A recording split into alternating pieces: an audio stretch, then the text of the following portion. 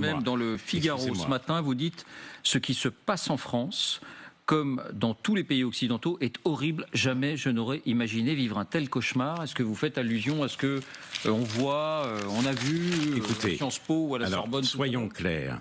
Je crois que les étudiants woke des campus occidentaux et de Sciences Po ou de la Sorbonne n'ont aucune mémoire historique et sont d'une ignorance crasse. Donc je ne leur ferai pas ce procès-là. En revanche, en 68, qui était aussi un mouvement de ferveur grégaire, nous scandions « Nous sommes tous des juifs allemands ». Là, ce que ces étudiants et ces militants proclament, c'est « Nous sommes tous des résistants du Hamas ». Autrement dit, des tueurs de juifs. Voilà ce que ça veut dire. Tous sont des résistants du Hamas. C'est exactement cela. Vous avez la raison de dire ils n'ont pas condamné explicitement. Enfin, ils n'ont jamais... Écoutez, les militants pro-israéliens qui étaient face à eux, vous savez, ils avaient des photos des otages et ils disaient « Nous sommes pour deux peuples, deux États, et vous ?»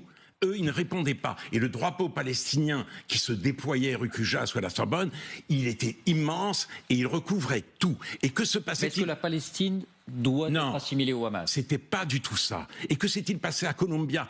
Donné en exemple par Mathilde Panot, des militants pro-palestiniens criaient à des étudiants sionistes « Retournez en Pologne ». Une militante, une femme, était plantée devant des personnes arborant un drapeau israélien avec cette pancarte « Les prochaines cibles d'Al-Qassam ». Voilà à quoi... Aux États-Unis, Alain. Oui, mais c'est la même chose. On n'a pas entendu ça sur C'est exactement la même chose aujourd'hui. Et c'est terrible parce que qu'arrive-t-il en réalité? Né, si vous voulez, de la place grandissante occupée par la mémoire de la Shoah, la victime a été sacralisée. Et cette sacralité, terrifiant paradoxe, est aujourd'hui fatale aux Juifs. Les victimes d'hier sont les bourreaux d'aujourd'hui, dit-on. Et surtout, des bourreaux génocidaires. On trace un signe d'équivalence entre la croix gammée et l'étoile de David. Voilà dans quel climat nous vivons aujourd'hui. Et à Sciences Po, comme à la Sorbonne, ils dénoncent absolument cette guerre génocidaire menée par Israël.